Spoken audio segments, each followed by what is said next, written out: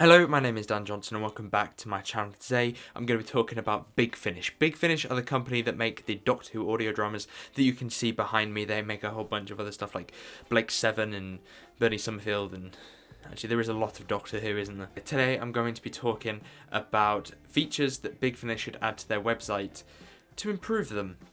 Now, I've been using Big Finish for about 2 years now, and I've noticed a lot of things that I just wish were there, and they'd be really cool to have, so I thought today I'd incorporate it into a video. The first one is gifting. There's an issue with Big Finish that I've recently had myself, where it's my birthday coming up, and I want to buy the 10th Doctor audios, right? Volume 2 to be specific, just in case you need to know. And I'm going to be buying them. The thing is, me telling my parents or whoever that I want to get this and I want them to buy it for me is difficult because I have to explain to my parents, I'll get it. Because if I don't get it, then it will appear on an account that they would have to make and I won't get the downloads. So basically, you can't ask people for Big Finish because you won't get the downloads from them, basically. To me, downloads are an absolute lifesaver. I've been able to listen to a whole bunch of audios while walking the dog, while going to the shops. What they should do is import something that I've seen on Xbox, and that is you can gift games. Now, each account in its settings will have a randomly generated number that stays on your account as your number. What the person buying on your behalf has to do is type that in.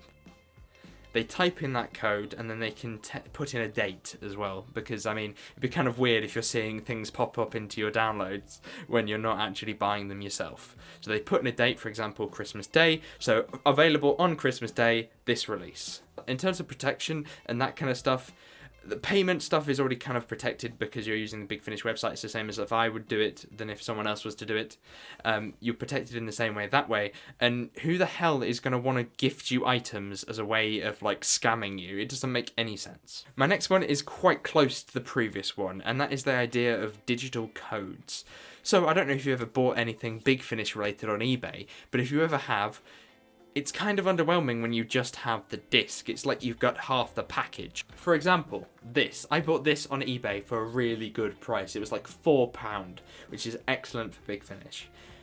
I haven't listened to it yet because I normally go for downloads. And the issue with this is that I don't have the download. So what I suggest for those that are selling it on eBay and all that kind of stuff is that newer releases inside of here contains some kind of code, a digital code that matches to its digital version. Now this seems a bit elaborate, but trust me, this will make sense. This is why I'm also saying that they don't do this for older releases, because if they do that, then that's an awful lot of codes to generate. But maybe starting in 1 year, you say that this year we're going to start making codes where everything that you buy has a digital code on it inside of the cover of the case, and that cover is correspondent to an actual download. That download code can be typed in and taken from one account to the other. I mean, there will probably have to be some kind of verification in there, and that's why I think it's probably my worst point, is because there has to be this kind of trust that your eBay seller will actually give you the item by pressing the verification to have it sent over to you. And also, a lot of people have simply gone and bought items to then sell off the physical copy anyway.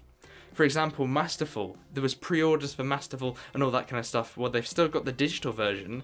They've still paid for the item, and it's only a couple of quid difference anyway. For example, Masterful Limited Edition was £30 on digital, but then if you buy the physical copy like I did, it's £45. So for a £5 extra, you can have the thing actually sent to you.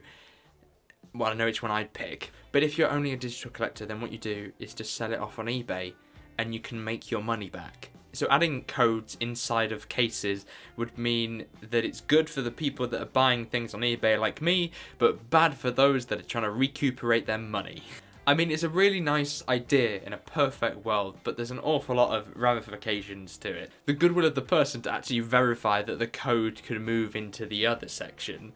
A whole bunch of just sort of guessing of codes could occur, which means that you could then just get as many codes as you like and just type them in as fast as you can, and then it would just mean that you get sent like random downloads of stuff that you've just nicked from DVDs.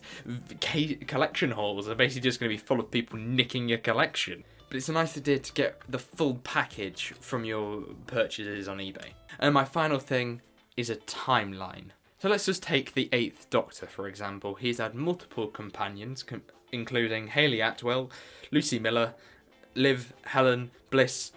Where does it all fit in? The 6th Doctor has Charlie. The 8th Doctor has Charlie. Where does that fit in? And for someone brand new going into Big Finish and not really knowing where the chronological order and all that kind of stuff and being a real stickler for that kind of stuff as well, it was annoying to not see one. Now, there might be guides on the internet, but there is not one official, complete, updated, simple version of the timeline. Maybe this is not on the shoulders of Big Finish to make their own timeline, but a fan could probably make an amazing website which would take you from branch to companion to villain to all that kind of stuff, to understanding the chronological timeline of where Davros begins and where Davros ends in Big Finish, and possibly even the show itself. As a new fan, that must be incredibly confusing, because I've been listening to stuff like this for 2 years and I still don't know what's really going on. Use canon as fact. Now, you can mold it and change it and move around time and add branches off things and all that kind of stuff, so you're not restricted to a chronological order in the straight line sense, but you have to be restricting yourself somewhat so that you don't make mistakes. And this goes back to the idea that is Big Finish canon. Now, I do accept it as canon for the most part, but I think that if there was a timeline where things could be kept and ordered and everything like that, then maybe Doctor Who could be more inviting to Big Finish to be included in its timeline and to be referenced more. Because when I look at Big Finish, I see cool releases, but I don't see canon. And I think it would be nice for old fans that would like to see where their favourite characters go. Good for those that are tracking one simple line. For example, you're interested in the 8th Doctor, you can look and see what release you need to buy next to follow on that story from beginning to end, or not do a me and start with Ravenous. And then for new fans that don't understand how Big Finish works and all that kind of stuff, to understand where it fits into their favourite show and where they should also start. They are my 3. What are your 3? Do you have even more suggestions? Do you agree with me? Do you think there are things that shouldn't be in Big Finish that Big Finish currently have? That was a weird sentence, but I think it made sense. So, thank you guys very much for watching. Hopefully you did enjoy this video. If you did, make sure you give it a like, subscribe if you're new, and I shall see you soon.